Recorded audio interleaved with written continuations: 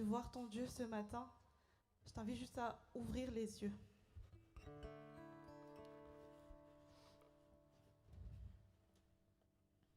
On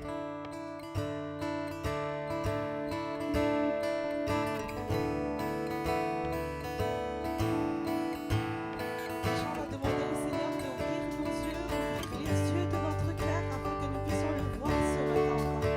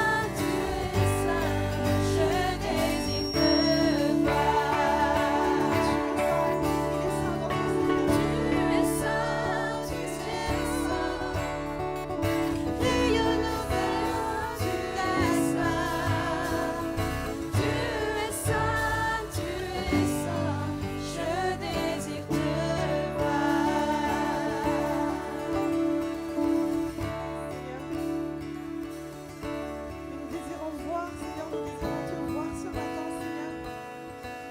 Tu vois l'état de nos cœurs ce matin. Et nous voulons proclamer ton nom encore. Nous avons soif de ta présence, Seigneur. Nous avons soif de toi, Saint-Esprit. Viens remplir ce lieu. Remplis juste nos cœurs. Aide-nous à nous focaliser sur toi, Seigneur, ce matin. Seigneur, c'est dans nos faiblesses que tu montres ta gloire, Seigneur. Et nous nous attendons à toi encore ce matin. Seigneur, viens rendre visite à chacun de nous ce matin. Nous voulons élever ton nom parce que tu es le Dieu puissant. Tu es le Dieu bon et parce que tu es bon, Seigneur, nous voulons chanter qui tu es. Toi qui fais le chemin, toi qui guéris, toi qui relèves, Seigneur. Élevons nos voix ce matin pour le Père. Élevons nos voix pour celui qui nous a créés. Élevons nos voix pour celui qui a toujours été fidèle dans nos vies.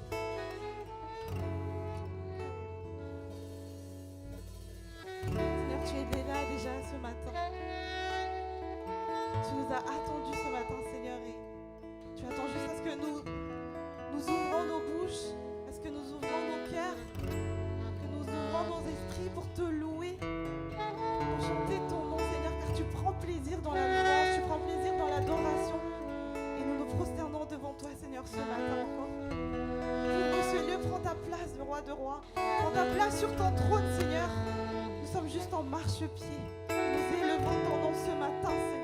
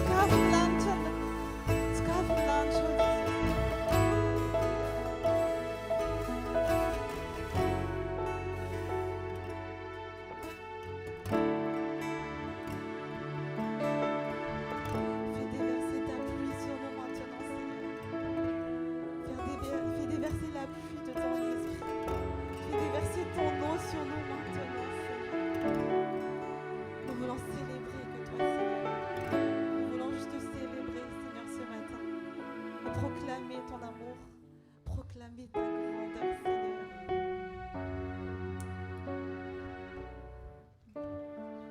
Seigneur.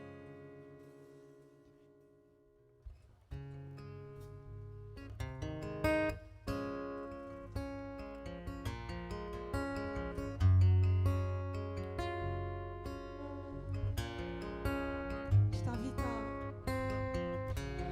Ne regarde pas tes voisins, mais juste... c'est ta relation avec le Seigneur ce matin. Il est devant toi. Il est devant toi et juste dis-lui juste tout ce que tu as dans ton cœur. Dis-lui juste combien il est fidèle. Dis-lui juste combien tu es reconnaissant.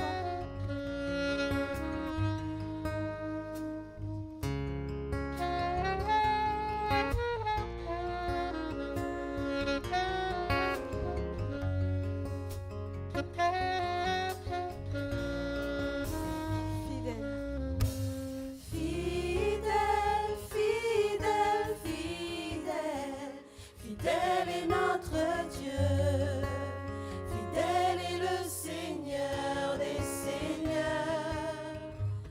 Fidèle, fidèle, fidèle, fidèle est notre Dieu, fidèle est le Seigneur des Seigneurs.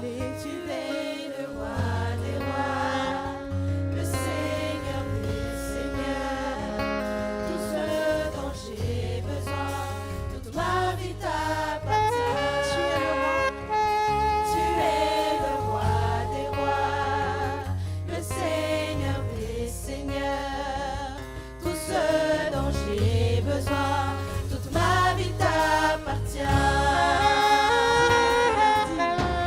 Digne, digne, digne, digne est notre Dieu.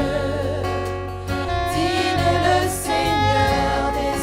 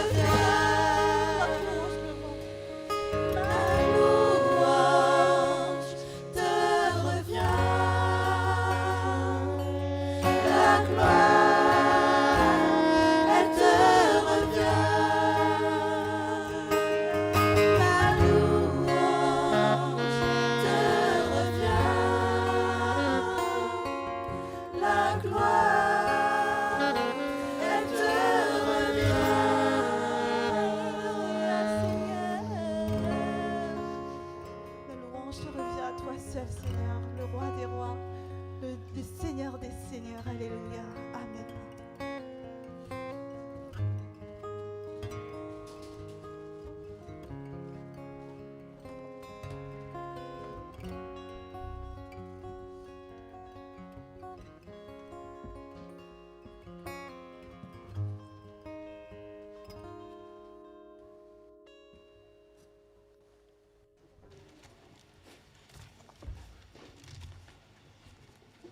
Dia faly miarabantsika indray ry havana amin'ny anaran'i Jesosy Kristy Tompo amin'ity maraim-baovao ity.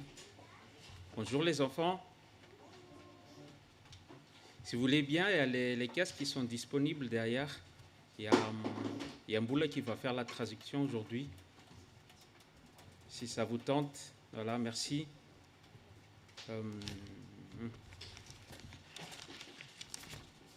Anomboka ny fotoanaritsika. Iaraka ivavaka tsika tompoko, manasa anao ay hitsangana.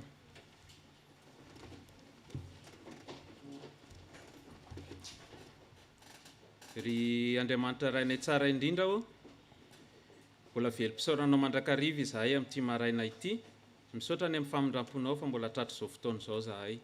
Misaotra ny amin'ny toerana izay nomenao anay ahafahanay midera sy mankalaza anaranao masina amin'ity maraina ity. Misaotra ny amin'ny mpikarakara, misaotra ny amin'ny tondram-bavaka izao fotoana izao Jesosy. Misaotra ny amin'ireo teknisianina, misaotra ny amin'ny fotoana, misaotra ihany koa Jesosy ny amin'ireo izay nangononao sy manaraka mivantana izao fotoana izao. Tsy misy diso anjara aminao ny olona rehetra satria efa niteny ianao hoe any amin'ny andro farany hoe ianao ny andatsahako ny fanahiko amin'ny olona rehetra. Ka raha hanomboka izao fotoana izao zahay Jesosy dia tsy ho adinonay ny manandratra ny anaranao masina ary misy teny Jesosy ao amin'ny Jeremia 10:6-12 manao hoe anaran'i Jesosy tsy misy tokoa tahaka anao Jehova ô, lehibe ianao ary lehibe ny hery ny anaranao, amin'ny hery ny anaranao. Dia ilay manao ny tany tamin'ny heriny sy nampiorina izao tontolo izao tamin'ny fahendreny ary namelatra ny lanitra tamin'ny fisainany. Mankasitraka anao tokoa zahay amin'ity maraina ity Jesosy fa raha amin'izao vanim-potoana andalovanao anay izao dia mavesabesatra ihany ary maromaro ny zavatra mianjady fa ny azonay toky sy ny inonay araky ny efa nentin'ny ireo mpanomponao, ireo namanay. Teo dia eto ianao miaraka aminay, na mbola tsy teto ohatra ianao dia izahay dia efa teto ianao. Ka dia raiso anao ihany ny dera sy ny haja ary ny voninahitra ho an'ny taloha indrindra ary mandrakizay. Amen. Dia mamerina fiarabanantsika amin'ny anaran'i Jesosy Kristy Tompo ho ampitomboana amintsika mandrakariva ny fiadanana mampahasoavana avy amin'Andriamanitra ray sy Jesosy Kristy Tompontsika. Miarabantsika ihany koa any amin'ny izay rehetra manaraka mivantana an'izao fotoam-pivavahana izao. Ny anomboantsika azy dia araka maki ny salamitsika fa 7:70 ka ataontsika ny andiny rehetra. On va lire le psaume 97 de verset 1 à verset 12.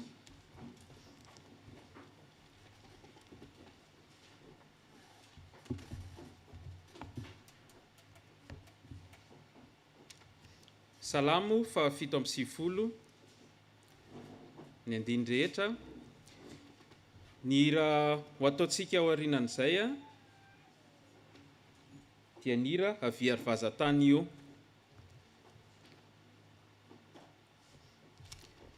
Rehefa hitantsika ny teny dia hovakiana amin'ny anaran'i Jesosy Kristy Tompo. Hoy ny soramandry manao hoe ny fisehoan'ny fanjakan'Andriamanitra amin'ny hery izay maharava ny sampy fa mahasoa mpanompon'Andriamanitra kosa.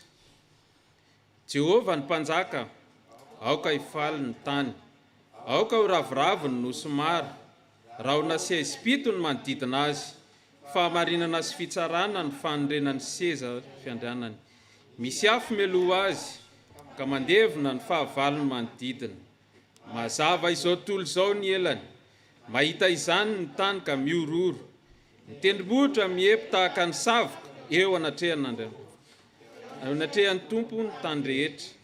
Ny lanitra maneho ny fahamarinany ary ny firenena rehetra mahita ny voninany aoka omenatra izay rehetra manompo sanjavatra voasikotra sy miarabatena ny amin'ny anarany tsy izy miankofy eo analehany Jehova ianareo andriamanitra rehetra ziona mandreka faly ary ravoravo ny zanaky Joda noho ny fitsaranao Jehova o fa ianao Jehova o no avy indrindra ambonin'ny tany rehetra efa ambony hitra ianareo izay tiany Jehova mankahalany ratsy miaro ny fanahin'ny olo-masina izy ary mamonjy azy amin'ny tanany ratsy fanahy ny fahazavana ny voafafy ho amin'ny marina ary ny fifaliana mahitsy fo mifalia amin'ny Jehova ry olony marina midera ny anaran'ny masina amen. Ataontsika miaraka ny hira avy ary vazatany.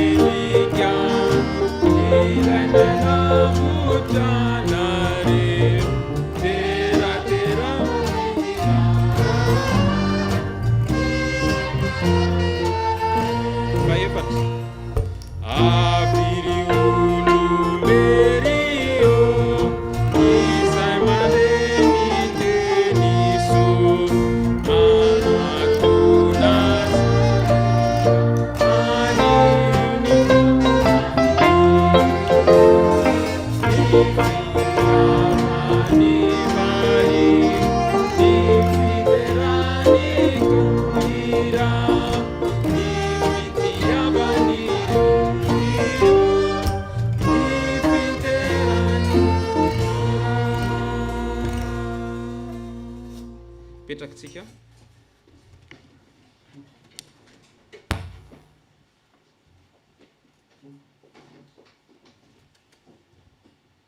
Zao tsika ry havana dia tonga sahady amin'ny famakina ny sitrapon'Andriamanitra. Fa alohan'izay aloha iaraka hivavaka tsika dia maki ny teny. Vavaka sika tompo. Vavaka sika tompo. Jesosy a, eto ianao ary aoka ianao ny aloha lalana fanahy masina ny amin'ny teny satria ny teninao no mitondra aina ary ny teninao mitondra fahasalamana. Ny teninao dia Andriamanitra Jesosy ary ny teninao dia velona sy mahery ary maranitra tahaka ny sabatra roa lela. Ka raha iroso amaky ny teninao zay ny mpanomponao tsy mahasoa Jesosy dia miala valalana ianao amin'ny analan'ny fanahinao masina ary diovy amin'ny ranao soa ianao ny ametraka ny teny atao am-bavaka ary ianao ny anazava amin'ireo olona tsirairay avy ary ianao ny anomana ny olona tsirairay avy izay antefa ny teninao ary mba ho tanolonilonaka tokoa izy ireo tsirairay avy amin'ny anaran'i Jesosy ny anaovana izany vavaka izany. Amen. Ny tenin'Andriamanitra izay tonga amiko sy aminao amin'ity maraina tina dia hitantsika eo amin'ny jaona 5:20 toko 7 ihany, Jean 15 verset 9.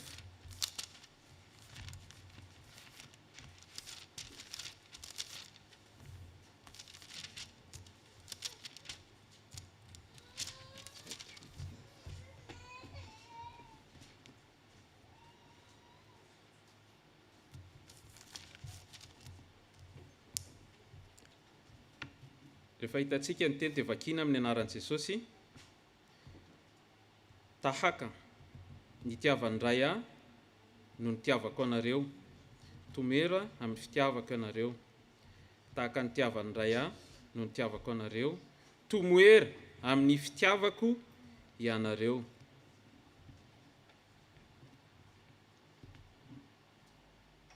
Amen. Izany tenin'Andriamanitra izany indray ry havana no tonga amiko sy aminao amin'ity maraina ity. Tenin'Andriamanitra izay tsisy viana amintsika, fa matoa ny teny miverina dia ilaintsika izany, tsy amin'ity maraina ity ihany fa amin'ny androm-piainantsika rehetra. En français, c'est au nom de Jésus, je vais lire en français. Comme le Père l'a aimé, je vous ai aussi aimé. Demeurez dans son amour. Amen. En fait, Dieu se laisse découvrir toujours à sa manière et selon sa volonté. Cette parole, on nous a donné ce matin parce que Dieu veut être sûr qu'on a compris qu'il nous aime et il faut qu'on reste dans son amour. Comme j'ai expliqué tout à l'heure, il se laisse découvrir toujours, mais à sa manière et à sa volonté. Ça veut dire que ça ne dépend pas, dans un premier temps, ça ne dépend pas de nous, mais ça dépend de Dieu. Et on verra la suite. Dans Exode 3:14, il a dit au peuple d'Israël, au nom de Jésus, Dieu dit à Moïse, je suis celui qui suis. Et il ajouta, c'est ainsi que tu répondras aux enfants d'Israël. Et c'est lui qui s'appelle je suis m'a envoyé vers vous. Atomni omteny malagasy izy mazavazava kokoa. Ary hoy Andriamanitra tamin'ny Mosesy, izao izay izy hatr'izay ka ho mandrakizay. Ary hoy koa izy, izao no lazainao amin'ny zanak'Israely, izao izay izy no efa naniraka ho aty aminareo.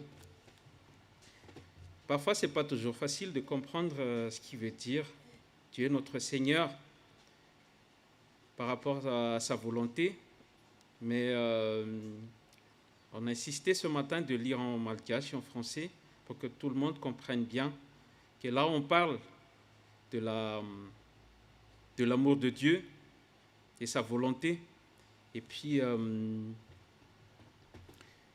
ne nous laisse pas dans l'ignorance comme ça, mais il nous guide en tout temps, quels que soient les moments et les circonstances qu'on traverse. Il nous demande de demeurer en lui. Il y a deux paroles qu'on va juste lire derrière, dans Hébreux 9:14 et Hébreux 12:15. J'ai fait exprès de lire des paroles ce matin, parce que je pense que Dieu se laisse révéler dans sa parole. Et voilà. Hébreux toko 5:24 izy dia manamafy amintsika tsirairay avy manao hoe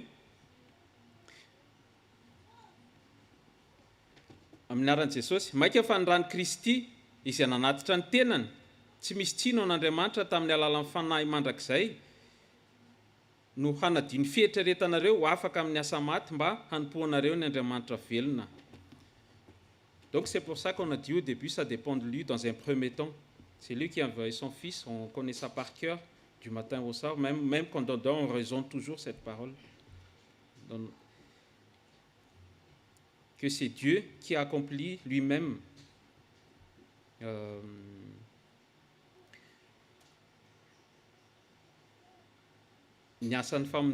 désolé, je n'ai pas trouvé le mot. Et ne nous laisse pas dans l'ignorance, comme j'ai dit tout à l'heure, mais il a appuyé dans la deuxième verset de Hébreux 9, 14, il a appuyé.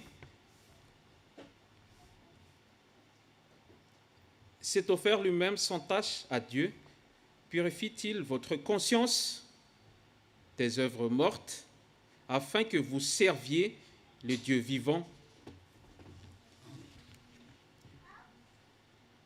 En gros, on n'a pas le choix en fait. Il faut qu'on se rapproche, il faut qu'on s'attache toujours à Dieu pour qu'il nous lave, qu'il nous nettoie. Et là, il a bien précisé que notre conscience, il faut qu'on se rapproche de Dieu pour qu'il aussi nous lave des mauvaises pensées, etc., etc. Voilà. Et à la fin, dans Hébreux 12, 15, car il est dit « Veillez à ce que nul ne se prive de la grâce de Dieu, à ce qu'aucune racine d'amertume poussant des rejetons ne produise du trouble et que plusieurs ne soient infectés. » Il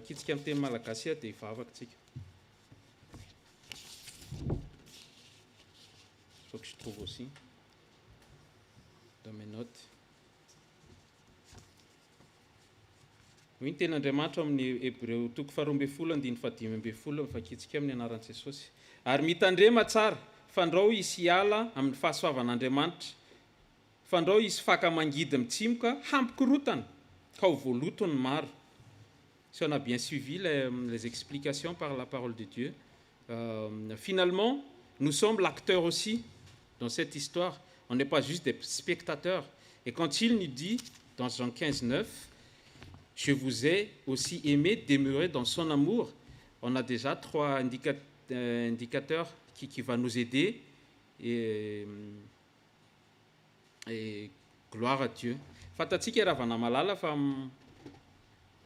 rehefa miaraka mivavaka ohatr'izao tsika, rehefa tafaraka ohatr'izao tsika, dia misy foana mivavaka amin'ny fonana, ary manitikitika ihany fa ina ihany ary izao fonana lavo izao. Fa ngatsy indray mandeha ihany ny bebaka. Dia mbola amin'ny tenin'Andriamanitra ihany tsika maka valiny a. Tenin'Andriamanitra amin'ny teny mazava tsara amin'ny Jaona 3:17-9.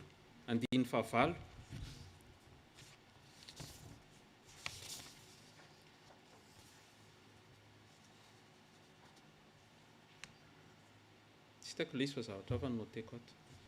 Raha tsy ho sasako ny tongotrareo izy dia tsy hanana anjara aminareo. Izany hoe mila manatona an'Andriamanitra foana tsika dia hoentsika eo amin'Andriamanitra ny fahotana, ny fahazaran-dratsy. Des fois la liste est courte, des fois la liste est longue, mais c'est lui qui sonde nos cœurs, c'est lui qui nous aide. Donc voilà, j'espère que cette parole et cette petite explication, ça nous a apporté quelque chose ce matin à répondre à notre question de chacun, parce que quand on arrive, rehefa andeha miangana ohatr'izao dia misy fanontaniana misy zavatra manery foana ao anaty ao, izay misy taradalana nafoy meny Jesosy antsika tamin'ity maraina ity, ka dia mino sy matoky fa misy vokany kely hoentsika mamakivaky ny herinandro sy hoentsika manao ny asan'Andriamanitra ankoatra ny eto amin'ny fiangonana fa any amin'ny olona rehetra izay miara-miaina amintsika any izay. Hoentsika isaintsainana sy andinihana izany tenin'Andriamanitra izany. Anao hira anankiray tsika, anao ry tompo malala, c'est dans le firana fanampiny 34 je pense. Hira tsika dia araka vavy tsika rehefa avy eo.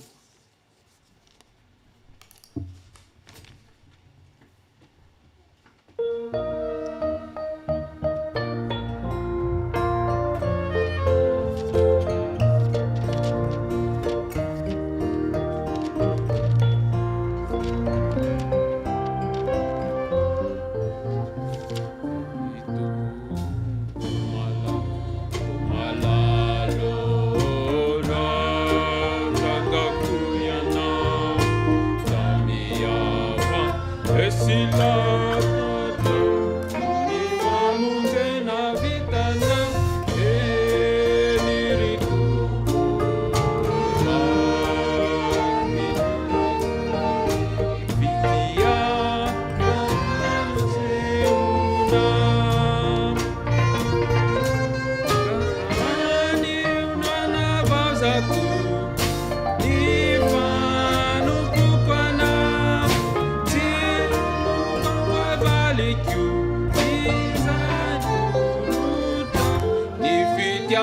tanàna tolotrao karasore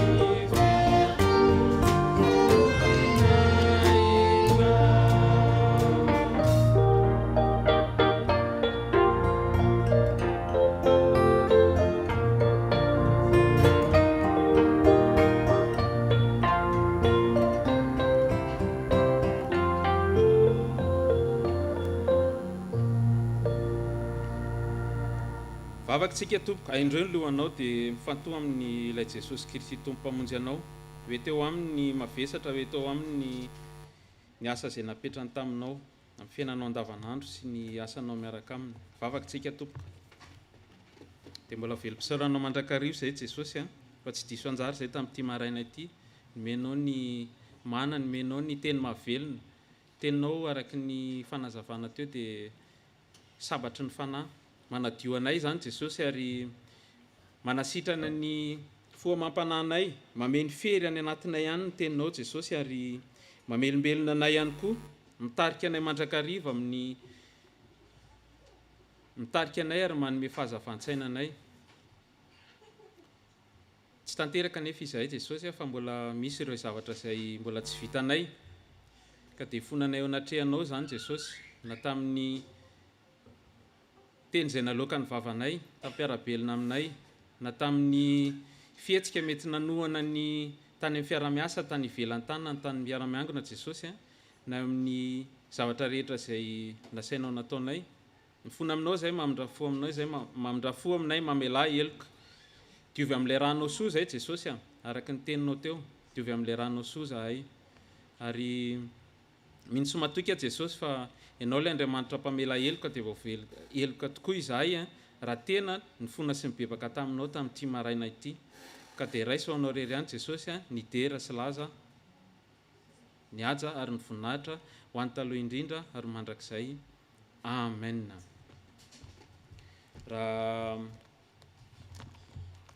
toy ianao ka mifona sy ny bebaka marina tamin'i Jesosy dia mitsangana ianao fa hiaraka indray ny teny famelan-keloka isika.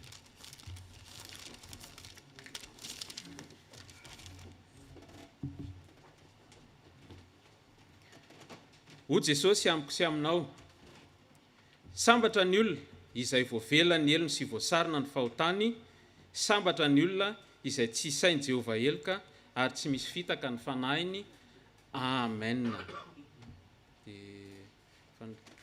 Afaka mipetraka tsika. Fandresena lehibe nomeny Jesosy atsika zany tamin'ity maraina ity. Zao tsika dia tonga sahady amin'ny 10 minitra ny sekoly alahady raha nanomana izy ireo dia mangataka ny tompona andraikitra ny roso tompoko. Misaotra tompoko.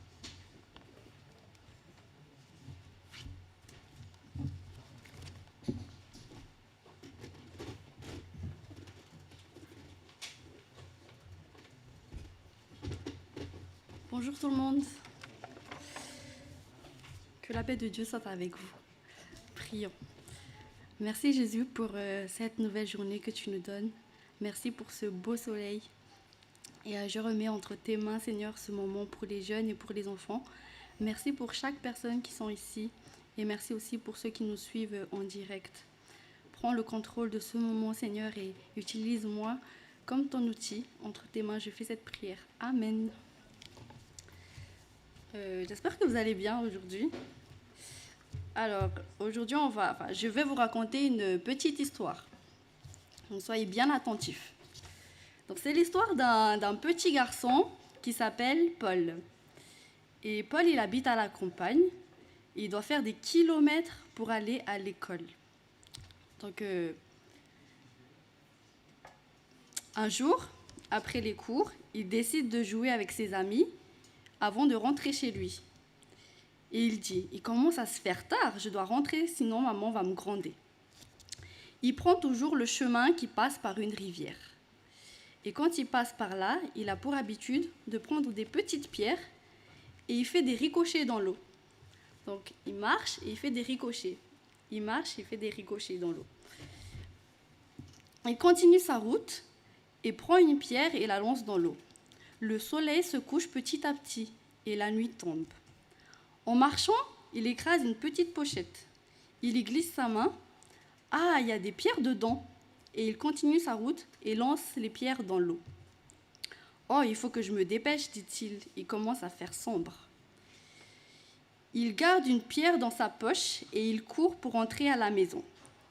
Enfin, à la maison, il allume une bougie et se change. Une pierre glisse de sa poche et il dit « Oh, cette pierre, elle est bizarre, elle est brillante. » Donc Pierre s'approche de la lumière et il voit, en fait, c'était un diamant. Il dit « Oh mince, j'ai jeté tous les diamants dans l'eau. » Et voilà l'histoire. Donc, quelle morale vous avez, qu'est-ce qu'on peut en retirer de cette histoire d'après vous?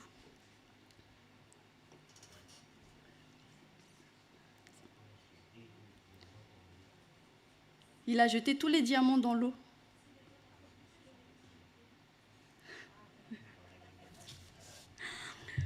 Donc, moi, j'ai deux morales de cette histoire. La première, c'est que nous pouvons perdre des trésors lorsqu'on agit dans le noir. S'il a vu que c'était des diamants dans cette pochette, il n'aurait pas le lancé dans l'eau, il l'aurait gardé, n'est-ce pas? Si vous trouvez des diamants, vous les jetez dans l'eau ou pas? Ah non, ça c'est sûr. Parce que ce sont des richesses. Nous devons tout faire en fait dans la lumière. Et il y a un verset qui parle de ça dans Psaume 119, verset 105. Qui dit au nom de Jésus, « Ta parole est une lampe à mes pieds et une lumière sur mon sentier. » Amen. Donc c'est la parole de Dieu qui est notre lumière. On ne peut pas savoir quelles sont les pierres précieuses qu'on a si on ne lit pas la Bible, si on ne lit pas la parole de Dieu. C'est grâce à la parole de Dieu que nous savons quelles sont les choses qui sont précieuses pour nous en fait. Et la deuxième chose, c'est qu'on a tendance à jeter les commandements et les enseignements que Dieu nous donne, alors que ce sont des trésors, des richesses. Tout ce qu'on entend à l'église, tout ce qu'on nous partage, tout ce qu'il y a dans la Bible, tout ça, ce sont des trésors. Et parfois, on les jette, on ne les garde pas en nous, on les jette. Tellement on les entend, on ne sait plus que ce sont des choses précieuses, donc on les jette. Et le verset à retenir pour aujourd'hui, c'est dans Proverbes chapitre 7, verset 2.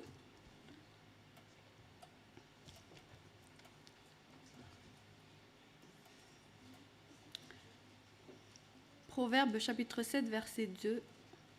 On va lire tous ensemble. Au nom de Jésus. Retiens mes commandements et tu vivras. Garde mon enseignement comme la prunelle de tes yeux. Amen. À Dieu seul la gloire. Je demande à Jenny de prier, s'il te plaît.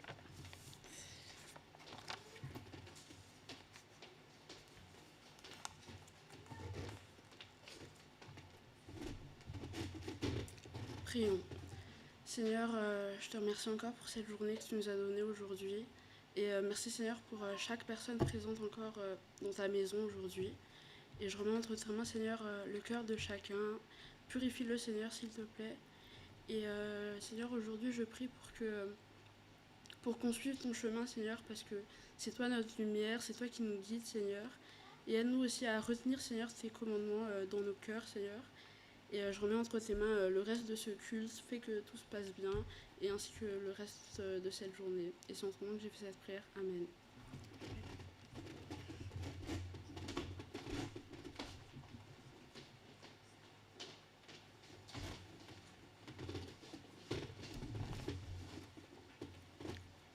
Sotra ny tompon'andraikitra ny sekoly alantsika izay mikarakara reto zanatsika reto mitondra ny anjara andraikiny tamin'ity androany ity.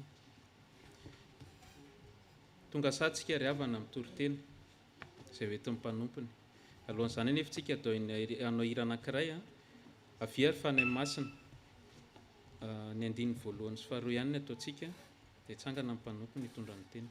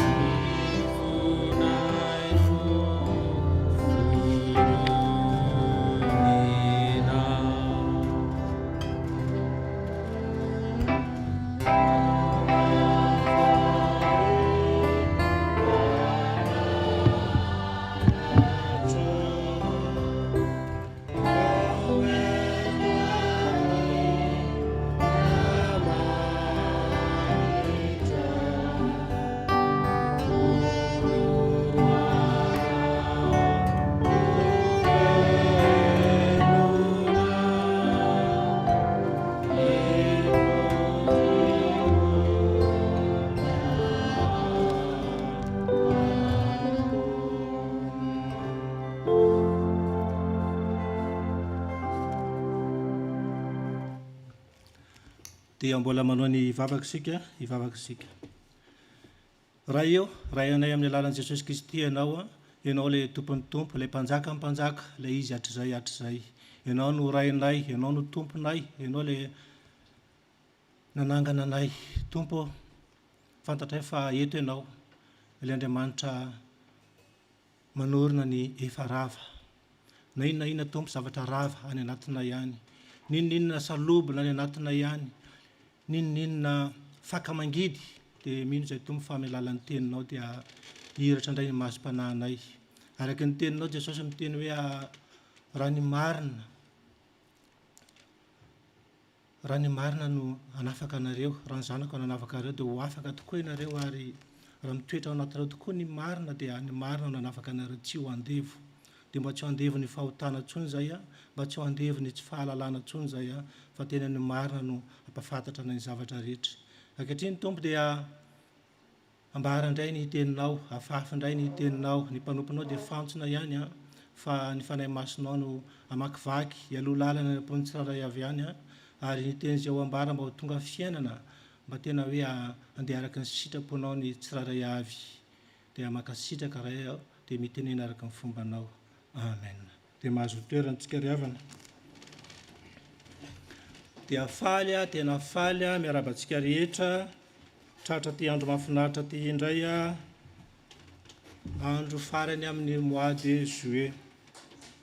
Tena hoe fa indroa alahady zay ny tenako ny tsy teto, dia tena hoe faly satria mandraindray ny asa fanompona, ary tena tao anatin'izay deux dimanche zay tsy teo zay dia tena hoe tsaroana tokoa hoe tena misy banga ny amin'ny fanatrehana. Tany amin'ny toerana naleha dia hoe misy fanatrehana foana, fa hafa ihany ilay fiarahantsika tahaka izao. Ary mahatsiaro ilay teny Davida manao hoe indray andro tsy ho anilanao izy toy ny 100 taona.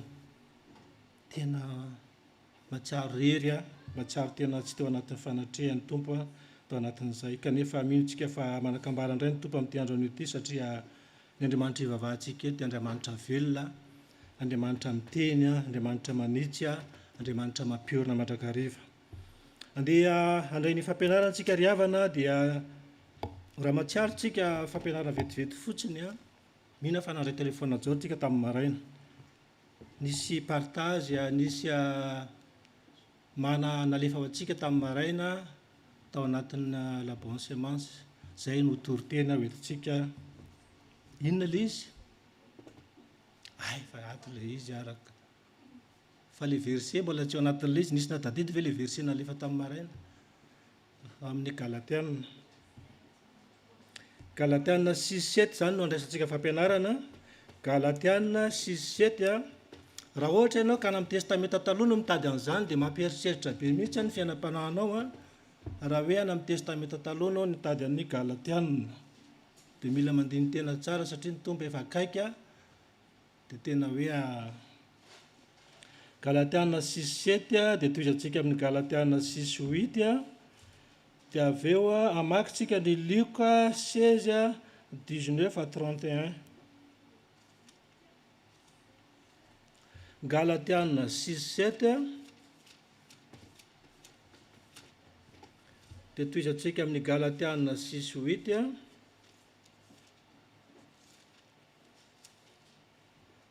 dia faranantsika amin'ny Luc 16:19-31.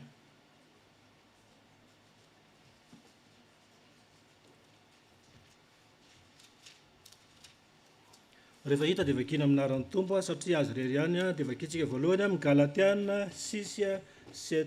Miaraka mamakitsika rehetra amin'ny anaran'ny tompo. Aza mety ho fitahana ianareo, Andriamanitra tsy azo vazovaziana, fa izay afafin'ny olona no jinjainy. Toizantsika, fa izay mamafy ho an'ny nofiny dia hijinja fahasimbana avy amin'ny nofo, ary izay mamafy ho an'ny fanahy dia hijinja fiainana mandrakizay avy amin'ny fanahy. On va lire en français. Tsy haiko afaka fisihana ve ilay izy. Galates 6:7. Ne vous y trompez pas, on ne se moque pas de Dieu. Ce qu'un homme aura semé, il les récoltera aussi. Et Galates 6:8, celui qui sème pour satisfaire sa nature propre récoltera d'elle la ruine, mais celui qui sème pour l'esprit récoltera de l'esprit de la vie éternelle. Dia toizantsika ihany ny famakina satria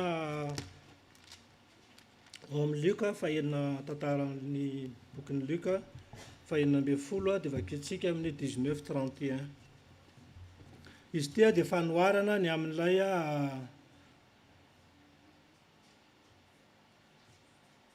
rasikena aloha fatra mbola misy tsy 16-19.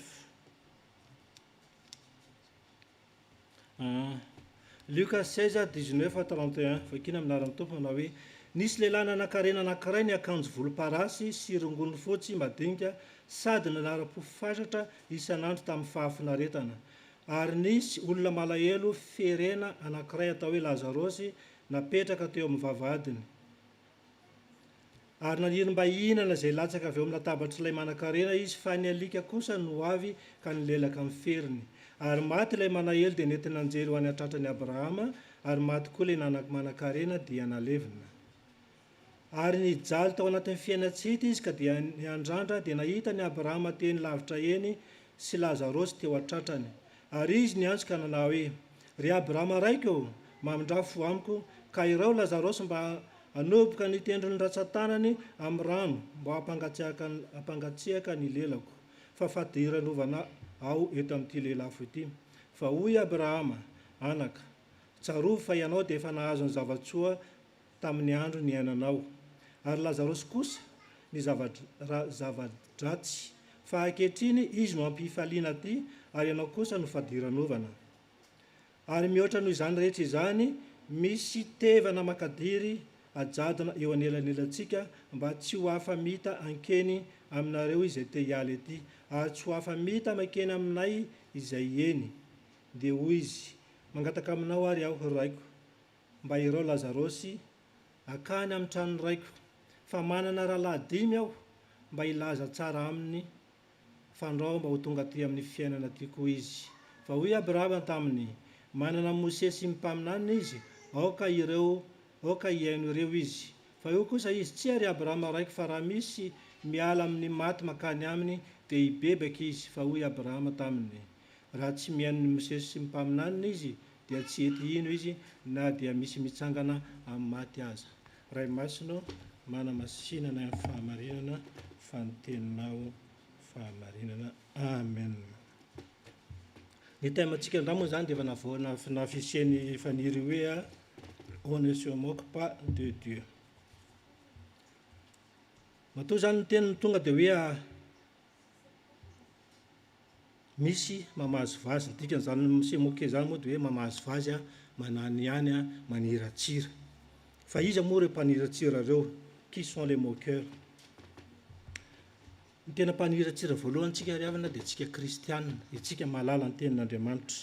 Misy manko ny teny hoe misy fampianarana be dia be mandeha hoe Andriamanitra dia fitiavana, Andriamanitra dia be famindrapo, Andriamanitra dia c'est un Dieu de compassion, c'est un Dieu d'amour, zany hoe Andriamanitra dia mamindrafo foana izy, Andriamanitra dia be fitiavana foana izy. Fa adinin'ny olona fa Andriamanitra koa dia Andriamanitra mitsara, Andriamanitra masina izy ary mitsara izy amin'ny andro farany.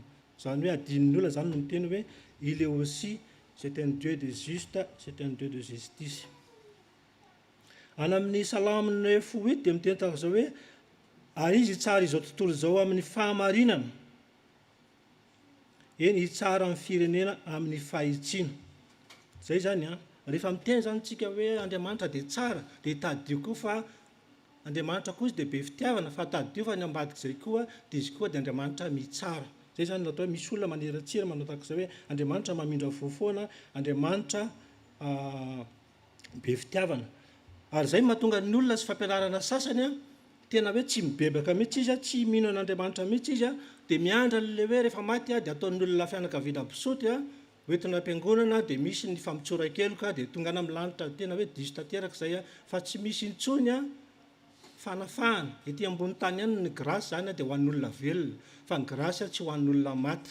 atsika tsara zany a ny famindrapoan'andriamanitra dia ianao dia mbola velona zao dia misitraka amin'ny famindrapo raha misy tsika hoe manana havana ka eo ambavahoana zany hoe mbola tsy maty izy a dia zavatra atao voalohany a dia mitondra famelan-keloka eo anatrehan'andriamanitra zay zavatra atao tsy mitady tsony ianao no ahasalaman'le olona fa ny zavatra ataonao voalohany raha kristiana ianao a dia mitondra famelan-keloka satria zay tsisy famelan-keloka tsony rehefa maty le olona ary zay le fampianarana be deaibe mandeha hoe rehefa nanao fararakitra be le fianakaviana dia mety hoe azo ny lanitra ihany le olona maty iny tsy rakitra anao tsony fa zay vitanao teny-tany a no tsarananao.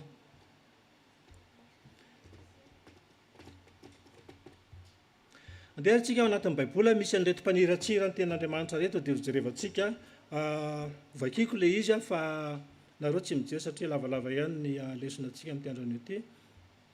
Any amin'ny 2 Roi 17 a Roi 7 1 dia miteny tahaka zao rehefa tao anatin'ny krizy tanteraka ohatra zao tsika zao hoe krizy mialafo ny fiainana rehetra dia tena zanak'Israely tena tsisy nohanina misy na nitaim-boro malala tamin'izany ara dia ny fandrombahana novidiana dia rehefa niteny le mpaminany Elisa moa zany mpaminany tamin'izany amin'izany ny mpaminany a dia mitondra ny tenin'Andriamanitra hoe raha pitso tahaka an'izao a dia ray sekela ny vidin'ny akoba eran'ny famarana raha pitso tahaka an'izao a dia indroa sekela ozy izy a ny vidin'ny vary ordea zany hoe mety amin'izao fiainantsika zao zany hoe anatina krizy a dia miteny le mpanompon'Andriamanitra hoe raha pitso tahaka an'izao dia ho centime vidin'ny vary ho centime vidin'ny gazoal dia ny olona mpanany any voalohany indrindra tao anatin'io a dia lehilahin'Andriamanitra dia ozy lehilahin'Andriamanitra tsy taizako nisy an'izany zay ny navalina an'ity profety tsy mbola nisy an'izany na dia sokatra raha varavaran'ny lanitra na dia hidina ary Andriamanitra tsy misy zany tsy ho tanteraka zany dia ozy izy le mpanompon'Andriamanitra Elisa hoe taminy hoe ianao izy izy a hijery maso fotsiny ianao fa tsy hihinana zay zany hoe le fihevitr'Andriamanitra tsy takatry ilay mpanompon'Andriamanitra mihitsy fa tamin'ny fotoana iny a tany amin'ny toerana hafa tany ambadimbadika tany zany hoe tany amin'ny fahavalon'zareo tany amin'ny Palestina dia zao hoe naheny feo le Palestina zany hoe zany ny Israely fa ho avy hanafika antsika dia nandositra daholo zareo a dia navelany teo ny sakafo a dia tonga fotsiny ny Israely naka le sakafo a dia tanteraka ny tenin'Andriamanitra. Hitantsika ihany koa karazana olona hoe tena hoe ny aina tena hoe namafy tamin'ny alalan'ny nofo jerevantsika amin'ny testamenta taloha vaovao a dia misy ny atao hoe tantarany Ananiasa sy Safira taty amin'ny vanim-potoana grâce zany zay taty testamenta vaovao. I Ananiasa sy Safira dia zao a rehefa nivaritra ny fananana izy a dia nafeny ny atsasany dia ny atsasany ihany noentiny teo amin'ny tongotry ny apôstôly dia zany hoe rehefa ny atsasany ihany dia nandika amin'izay zany a nandainga izy zany nandainga tamin'ny fanahy masina izy a nandainga tamin'Andriamanitra ary rehefa nandainga tamin'ny fanahy masina izy a sy nandainga tamin'Andriamanitra dia maty zany hoe jinja ny vokatry nataony ina moa ny nataony dia nandainga teo anatrehan'Andriamanitra. Dia araky ny tantara riavana dia araka antsika mahafantatra hoe araka io tantara io dia hoe zay mamafy ny nofo izy izy a dia jinja ny vokatry ny nofo, zay mamafy ny ara-panahy dia jinja ny vokatry ny fanahy. Ohatra zany ianao ka nihinana vary 4 plat 5 plat dia maninona ny vokany a marary kibo be ianao. Dia rehefa jerevantsika koa eo amin'izao tontolo zao dia misy ny hoe la loi des semences, misy fanoharana kely izy ity a ataontsika ohatra kely amin'izay a azontsika tsara la quand on sème des bananes on récoltera banane mazava amin'ny la loi des semences zay a quand on sème des bananes possible ve tsy possible ça possible donc c'est pas possible a dia tahaka izay koa na amin'ny monde spirituel zany a quand on sème les mahita tsara les péchés on récoltera la mort. Taty tsara re manko izy mikolla tsara anatin'ny saintsika zay zavatra zay dans le monde spirituel ihany a quand on s'aime, l'esprit, on récoltera la vie éternelle. Tsy possible mihitsy zany hoe andeha hijangajanga foana dia manantena paradisa rehefa avy eo, fa nataonao aty an-tany ihany a no zakaintsika any amin'ny andro farany. Dia hitra amin'ilay lesona ary tsika ary hitantsika misy tantaran'olona anankiroa anatiny teo, tantaraina teo tao anatin'ny lika teo a, tantarana olona maty anankiroa. Dia hitantsika tsara ny hafarana ilay mpanan-karena. Ilay mpanan-karena rehefa maty a dia nalevina. Ilay mahantra kosa ilay ora ilay malahelo a, dia rehefa maty izy a dia noentina teo an-tratran'ny Abrahama. Dia diniantsika tsirairay zany ny hafaran'ireo olona ireo a. Ny anankiray mpanan-karena dia mpanan-karena namafy tamin'ny alalan'ny nofo. Dia rehefa tsika tsy ary ilay tantara ilay mpanan-karena dia zao a.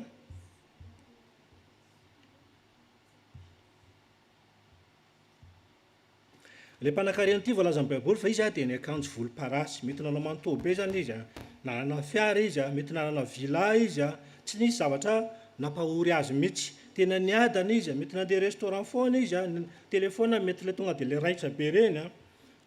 Noho zany zavatra rehetra zany a dia niavinavina ny fony. Noho zavatra rehetra zany a dia tsy nijery mahantra mihitsy izy. Nefa araka ny tantara io a, le mahantra io a dia napetraka teo ambavadiny. Zany hoe teo ambavadiny ilay mpanan-karena zany Lazarosy no napetraka. Dia izay no natonga n'ity ilay mpanan-karena ity a, rehefa maty izy a dia nalevina. Dia jerevantsika indray Lazarosy. Lazarosy indray ozy izy a dia ilay lahory a fadiran'ovana. Zany hoe tena hoe fahana dia fadiran'ovana ary izy a dia natahotra an'Andriamanitra, natoky an'Andriamanitra ary tsy nanao ratsy teo anatrehan'Andriamanitra. Ka rehefa maty izy a dia nentina teo an-tratran'ny Abrahama. Inona ny lesona tsika azo raisina anatin'izany dia hoe remarika kely fotsiny aloha Andriamanitra koa tsy hoe contre ny fananan-karena. Hitantsika tsara fa Mosesy dia tena nanan-karena, Isaka nanan-karena, Josefa dia tena nanana ondro maro, Joba dia nanana harena maro be. Fa ny zavatra tsy ankasitrahan'Andriamanitra dia mifotsika mifikitra ao anatin'ilay harena. Zay zany zavatra tsy ankasitrahan'Andriamanitra. Dia lesona vaovao hitantsika ihany koa dia zao hoe ay zany a, tsika zao miaraka eto daholo zany tsika reo. Dia tsika reo a samy manana ny degré ny fiainam-panahiny tsirairay avy, tsisy mahafantatra zany hoe ity zao tena mety ho tafakatra, ty ohatra mipozipoziny tsy lasy ty a, ty mety ho tafakatra ty a, tsy mahafantatra tsika fa Andriamanitra rery ihany no mahafantatra. Fa rehefa tonga ny fahafatesana dia eo tsika no misaraka tsika eo amin'ny fahafatesana io zany a. Ka raha hitana tahaka n'ity tantaran'ity mahandro ity, rehefa maty ozy izy le malahelo dia nentin'ny anjely. Ka rehefa maty zany ianao ka tsy mahita anjely mitondra anao dia efa mieritreritra zany ianao fa baibay zany, tsy lasa zany ianao. Dia misy tantara koa ato hoe rehefa maty ilay mpanan-karena, tsy nisy oatra mihitsy hoe nentin'ny anjely fa maty ilay mpanan-karena dia nalevina. Dikan'izay zany a tsy tafakatra zany ilay mpanan-karena. Eo amin'ny fahafatesana io zany mizara ny fiaina, misaraka zany ny fiainany ny olo-marina sy ny miatsara vela tsia sy ny mpanany ihany. Dia izay zany a, dia mitoy ihany ilay tantara. Dia rehefa maty reto olona anankiroa reto dia mbola mizara roa ihany koa ny zavatra miseho. Zany hoe tsika zany mitantara ny zavatra misy any ambadiky ny fiainana. Zany hoe mifandray amin'ilay voana fahavy teto any. Hitantsika fa ilay mpanan-karena rehefa maty dia fadiran'ovana. Zany hoe ao anatin'ilay lafo izy. Rehefa ao anatin'ilay lafo izy dia zao dia mbola ny angavy ihany, dia mbola be faniraka ihany dia mba hirao Lazarosy a mba hanatsoboka ny tanany. Fa maninona moa ny tanany no atsoboka? Satria any an-danitra tsy misy vera intsony ka hoe an-dana hangalao vera, tsy misy fitaovana intsony zany hoe hangalao vera mba hisotroky rano, fa tsy maintsy ny tanana no atsoboka. Ny dikan'izay zany dia hoe mijanona etỳ an-tany daholo ny fitaovana rehetra etỳ an-tany.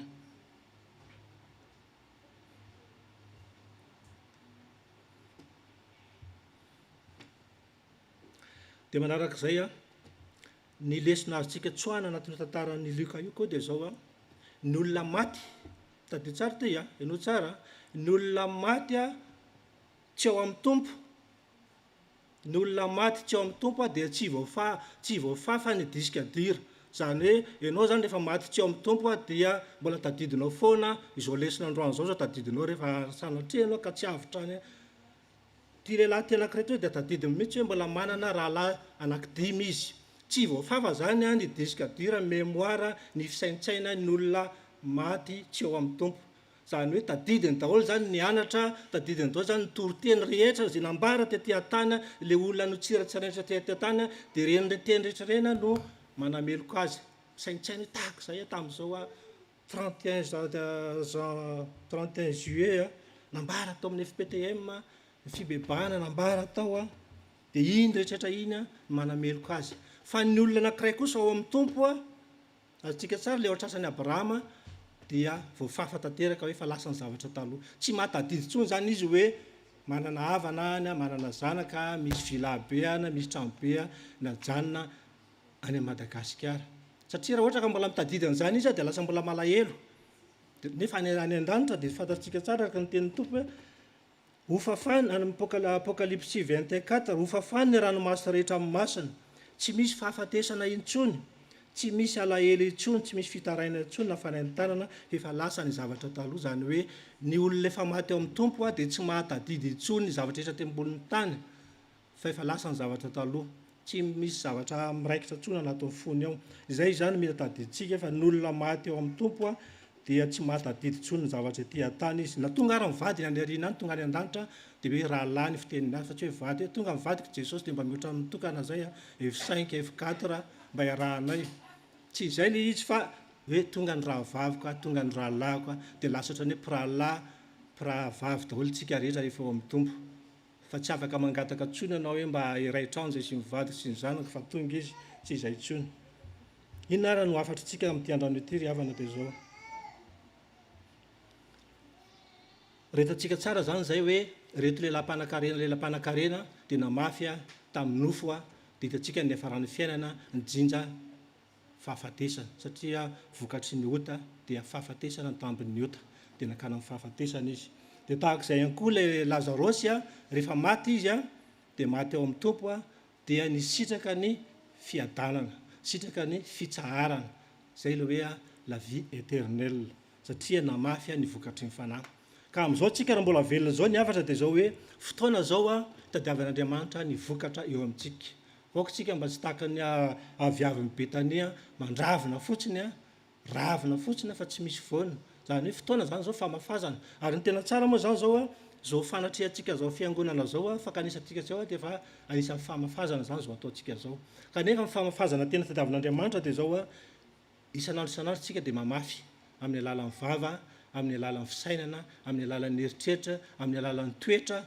dia mamafy foantsika dia aingana ny vokatry ny fanahy iny mba hitoetra betsaka ao anatintsika satria ny tompo dia miandra an'izay vokatra zay mba ho hitan'ny olona ny toe-pontsika ny toe-panahintsika hoe tena hoe zanak'Andriamanitra indrindra antsika fifoazana raha tena mampitahtsika ny fiangonana rehetra hoe misy ny katolika misy ny protestant vao maheno fotsiny hoe zany fifoazana zany dia tonga dia olona to dia osiny hoe le masina be zany le manao kanjo fotsy be zany le mpametra tanana be zany ka raha ohatra tsika raha tonga ny andro anankiray ka hoe tonga ny tompo amin'le enlèvement ka jerivan'ny olona anao tsy lasa dia gaga ihany ny olona hoe ngamo tsy fifoazanareo indrindra ny telefonanao ka raha mbola manena aminao ka raisinao isy nandray tokony raha manena zany telefonanao dia maneno libre fotsiny dia diga zay tafakatra zany ny tompon'le telefona fa raha vao nisy nandray le namantsika kay osisikay rehetra namantsika ihany dia izay zany mila tandremana tsara hoe tsika zany maha fifoazana atsika ma église de réveil atsika itsika ny tokony ho fitaratra voalohany indrindra ho modely voalohany indrindra amin'izany vokatry ny fanahy zany tokony ho hita zany ny toetratsika samy hafa mihitsy ny toetratsika fifoazana mihoatra ny olona sasany ny amaranako azy ry havana dia zao ao amin'ny apocalypse ity hoe apocalypse 22:12 indro avifainganao izy izy ary eto amiko ny famalehako mba hamalehako ny olona rehetra araky ny asany sambatra zay manasany akanjo mba hanana ny fahefana amin'ny hazonaina sy dirany ao amin'ny vavahady ao an-tanàna zany hoe isanandro tsika ry havana dia mila manasa io akanjotsika io mba hidirantsika mba hananantsika fahefana amin'izay hazonaina zay mba hidirantsika amin'ny vavahady ao an-tanàna zany hoe fiainam-panahintsika isanandro zany dia miavao makana amin'ny tsara daholo voninahitra dia ho an'Andriamanitra rery ihany amen hivavaka isika andriamanitra rainay ao dia makasitraka tompony amin'ny teny zay nafafy zay nambara mato tonga indray zany teny zany dia fantatra hoe fa mitady vokatra tokoa ianao amin'izao andro farany zao dia vokatry ny fanahy efa nambarana amin'ny galatiana daholo dia vokatry ny fanahy dia ny fahonona tena ny fandeferany ny maro samihafa rehetra ny vokatry ny fitiavana fahonona-po tompo maro dia maro izy zao fa ny zavatra rehetra dia tena hoe araky ny sitrapon'andriamanitra teo dia hoe mitoera amin'ny fitiavana fa feno fahatanterahany izany zany no angatanay Jesosy tompo dia hoe tena anapaka anatinay tokoa ny fitiavana dia mba ho tamana anatinay tokoa ianao ary mba ho hitany olona rehetra tokoa ny vokatry ny molotra vokatry ny fisainana mandeha araky ny sitraponao tompo dia makasitraka tompony amin'ny volana jolay tapitra sahady apetraka ampelantananao sahady ny mois d'août misy teny zay nataony Mosesy na hoe rehefa naditra ny zanak'Israely dia tsy nety nandeha na hoe alao ny anjelo ny rahako iaraka aminareo fa nareo dia maditra za tsy araka aminareo kanefa Mosesy dia nandà hoe raha tsy handeha araka aminay nareo dia tsy handeha raha tsy handeha araka aminay ianao dia zay koa tsy handeha pina midongo tahaka zany zay koa dia midongo tompo hoe inao mihitsy ny tena ilainay amin'ny fiainanay fa tsy anjely inao miaraka aminay isanandro sanandro dia izao no angatanay amin'ny volana vaovao io ianao mihitsy ny omba ianao mihitsy ny tantana ianao mihitsy ny karakara ianao mihitsy ny tantana amin'ny tanakavana amin'ny fahamarinanao ny tsirairay mba tena hitany voninahitra mba hanam-pifaliana ny tsirairay amin'ny fanarananao dia araky ny teny teo mba ho tena modely tokoa zay amin'ny fiainana indrindra miainga amin'izany tokantrano eo anatrihan'ny ankizy eo anatrihan'ny zanaka eo anatrihan'ny manodidina amin'ny mpiara-miasa rehetra dia ho fantatry olona rehetra fa tena hoe zanak'Andriamanitra dia maro ny tena amin'izany fotoana zany hoe dia manaraka anareo tokoa zay satria fantatra hoe fa momba anareo Andriamanitra dia makasitraka raha io dia mbola metraka ampelantananao indray ny fotoananay ny après-midi-anay mba voninahitra anaranao zavatra rehetra zay ataonay misaotra raha io amen.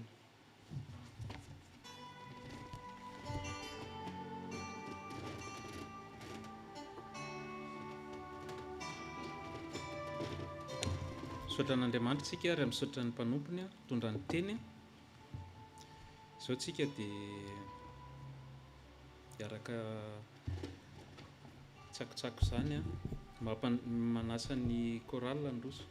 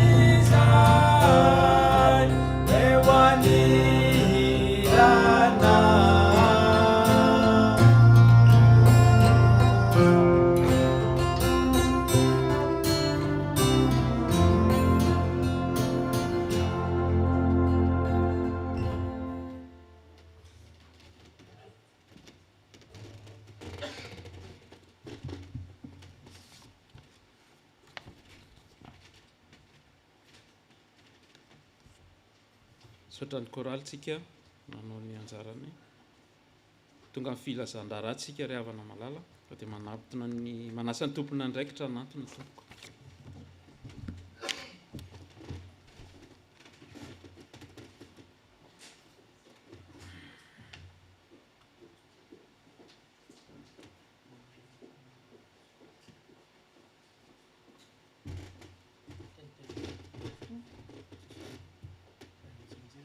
miarabantsika amin'ny anaran'i Jesosy. Ny filazan-draharaha fiangonantsika zany moa dia toy ny mahazatra ny alarobia isaky ny mercredi ny fivorian'ny birao eo amin'ny amin'ny valo eo dia misy SMS zany ho fampilazana an'izany. Ny samedi dia ny fiarahan'ny sampana, misy sampana mianatra dia misy SMS koa mampilaza an'izany dia manainga antsika mandrakariva zany ho amin'izany fianarana izany. Ny sampana misy koa ny sampana louange, ny chorale, tsy haiko na misy ny STK moa fa dia ny tompona andraikitra mampilaza eo ihany.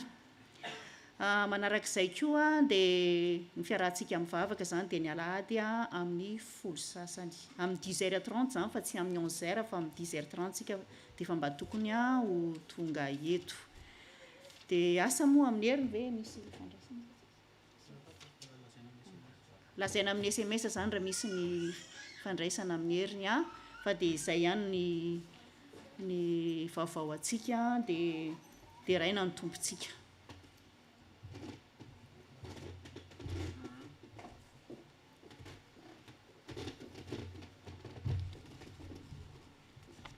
Sotra ny mpanompontsika raha vavilidy mitondra an'izay fampatsiahivana sy laminasa izay.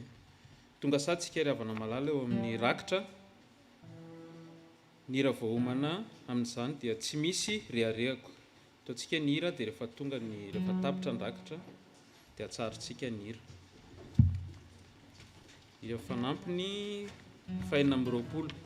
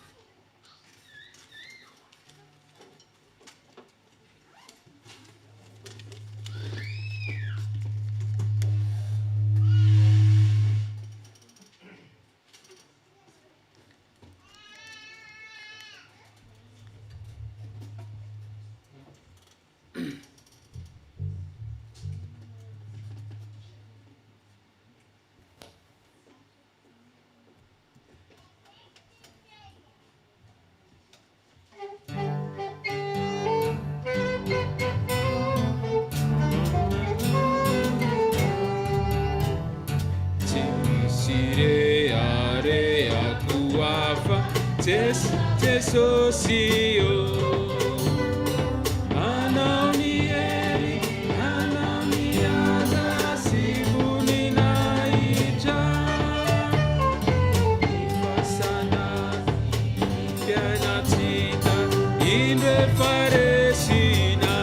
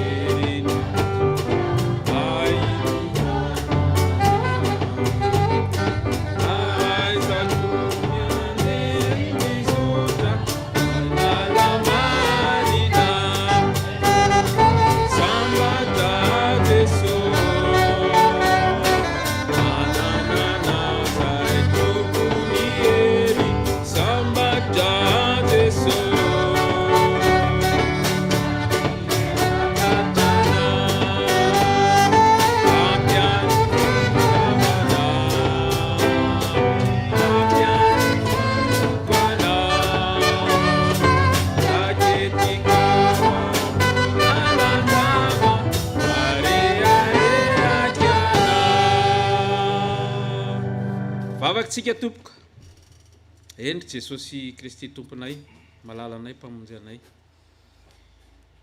ireo ny sombitsombony tamin'izay nomenao Jesosy ampandrosoana ny asanao ampandrosoana ny ambaindain'ny fanjakanao miandra anay tsirairay avy ianao Jesosy mba hanavao zay ny fanoloran-tenanao mbola ao anatin'ny fisaintsainana sy ny fanatrehanao tanteraka ny tsirairay Jesosy hainao ivavaka izy Jesosy raha manokatra ny fony izy Jesosy dia midira raha bebaka sy mifona aminao izy Jesosy dia ianao ny andray izany manavao ny fanoloran-tena aminao zay Jesosy na ny manatrika eto na ny any an-tokantrano any amin'ny fotoana rehetra izay hanaran'ny olona n'izao fandarana izao Jesosy satria ny teninao dia velona Jesosy ary minisy mananteny izahay fa ianao ilay Andriamanitra mpihainy vavaka Jesosy ary taio zany vavaka izany Jesosy mba hitondra soa mba hitondra famonjena mba hitondra herim-panava voandray ho anay tsirairay avy amin'ny anaranao mandrakariva ny anaovanay izany vavaka izany Jesosy amen. Afaka mipetraka tsika.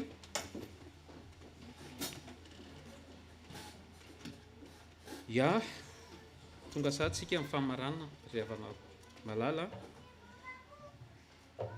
nanomana hira anankiray tsika hira ho an'ny ankizy izy ity. Il n'y a personne comme Jésus. Je compte sur vous les enfants pour chanter fort.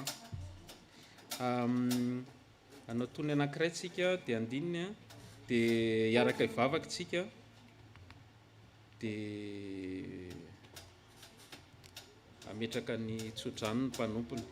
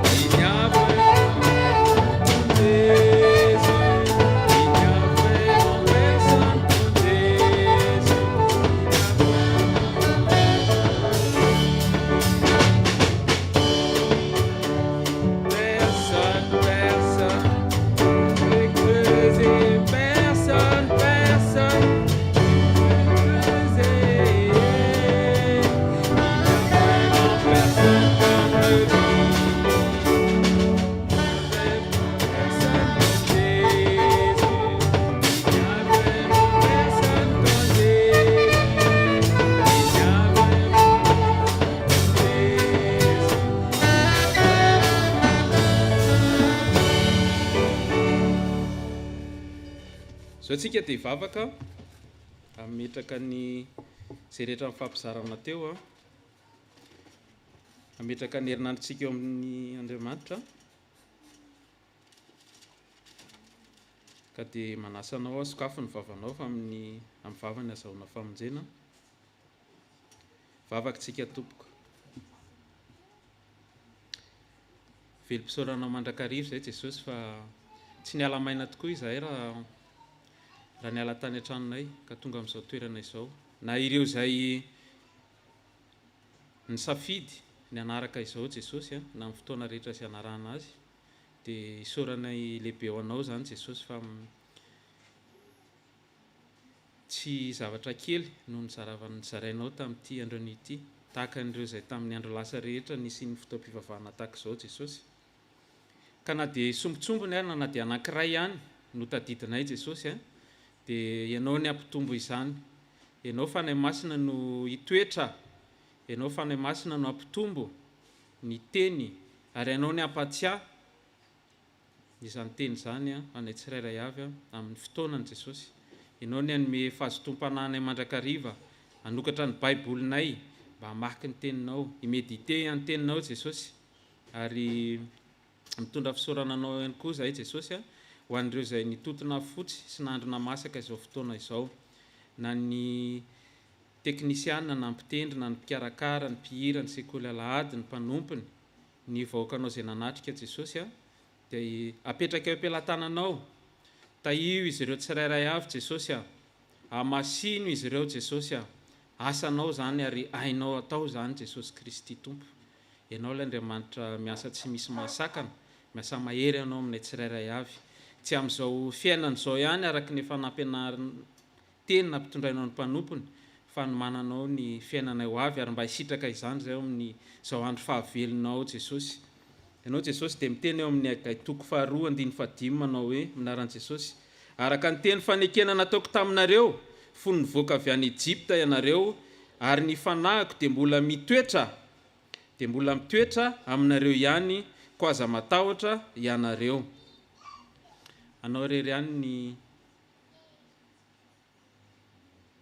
avy aminao zany teny zany Jesosy ary izao zay Jesosy dia mitondra-bavaka ny firenena izay mampiantrano anay, apetraka eo am-pelantananao, ny vahoaka isan'ambaratonga ny Jesosy ny mpitondra, ny sehatra maro samihafa Jesosy izay mikarakara ny fahasalamana sy ny sisa Jesosy dia apetraka eo am-pelantananao. Ny firenena nosy malalanay Madagasikara dia apetraka eo am-pelantananao mandrakariva. Fantatrao ary tsisy miafina aminao ny zavatra miseho any Madagasikara, izay zavatra andalovan'ny vahoakanao tsirairay avy Jesosy, miamahantra ny vahoaka Jesosy ary tena mampikaikaika izany. Izao ny afaka tenenay Jesosy raha azo natokay sy nonay dia ny mametraka eo am-pelantananao ny isam-baravarana sy isa-tokantrano. Jesosy apetraka eo am-pelantananao ny malagasy rehetra, tsy hakanavaka naiza misy azy ireo, ianao ny hamangy azy ireo, ianao ny hitsinjo azy ireo Jesosy ka na ho fohy izao fotoana sedra mandalo ny firenenao izay na ho lava Jesosy dia ataovy tsapan'ny olona tsirairay avy, fa ianao ilay Andriamanitra velona dia mihamandrakariva ny olonao ianao. Ireo izay mbola lavitra anao Jesosy, mamindra fo aminay izay mahafantatra Jesosy mba hiasa arak'izay fanomezam-pahasoavana, arak'izay tratranay Jesosy, mba tsy ho tafandromandry tsony izahay na ny any Madagasikara na ty ivelany, fa hiasa anao ny asanao, anao ny asan'Andriamanitra Jesosy tsy amin'ny trano fanompoana tahaka izao ihany fa indrindra amin'ny fiainana andavanandro Jesosy, dia samby andohalika iombavaka mandrakariva ny Madagasikara nosinay ny tsirairay. Mihitsy matoky izay Jesosy fa matoa voatonona ny teny anankiray dia sitraky ny fonao, ary tahio zany vavaka izany Jesosy, ary arovy mba tsy hisy disan-jara Jesosy izay rehetra ny atefan'ny teninao tamin'ity maraina ity. Ka raisy hoanao ihany Jesosy Kristy Tompo ny dera sy ny haja ary ny voninahitra ho an'ny taloha indrindra ka ho mandrakizay. Amen. Eny ary dia mangataka ny mpanompontsika metraka ny tsodrano dia mangataka ny mpitendry mbola hanao an'ilay hira teo rehefa vita ny tsodrano. Misaotra tompo. Mangataka antsika ary hitsangana.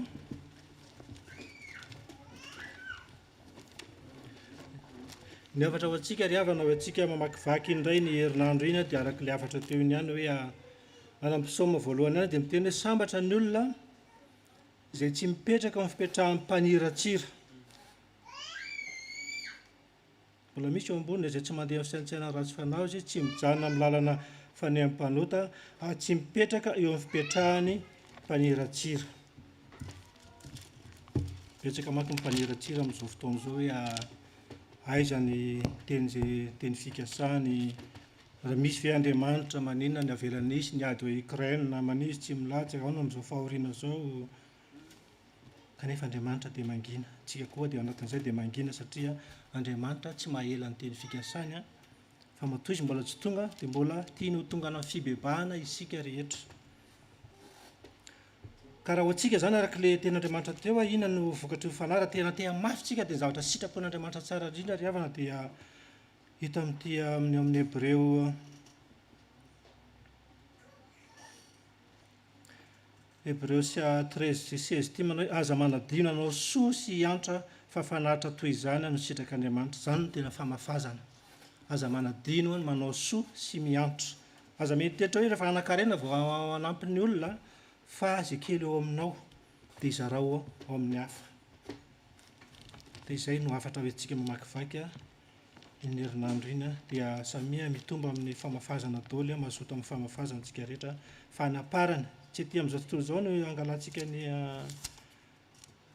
ny valikasasana fa any aparany any tsika rehefa misitraka an'izany dia raisoara ny tsodrano avy aminaran'ny tompo mina hoe ary Andriamanitra ny fiadanana izay nitondra an' Jesosy Kristy tompontsika mpiandro ondro lehibe hiala amin'ny maty mitondra ny rano fanekena mandrakizay izy any hatanteraka anareo amin'ny tsara rehetra anao ny sitrapony ka hiasa ao anatinareo izay ankasitrahana eo masiny amin'ny alalan'i Jesosy Kristy ho azy anie ny voninahitra mandrakizay amen rainay izay ny an-danitra ao masina ny anaranao ho tonga anie ny fanjakanao atao anie ny sitraponao ty atany tahaka ny an-danitra meo anay nio ny anana sahaza ao anay ary mamelany elokay tahaka namelany izay meloka taminay aza mitondra anay amin'ny fakapanahy fa manafahana amin'ny ratsy fa anao ny fanjakana sy ny hery ary ny voninahitra mandrakizay amen amin'ny anaran'ny Ray sy ny Zanaka ary ny Fanahy Masina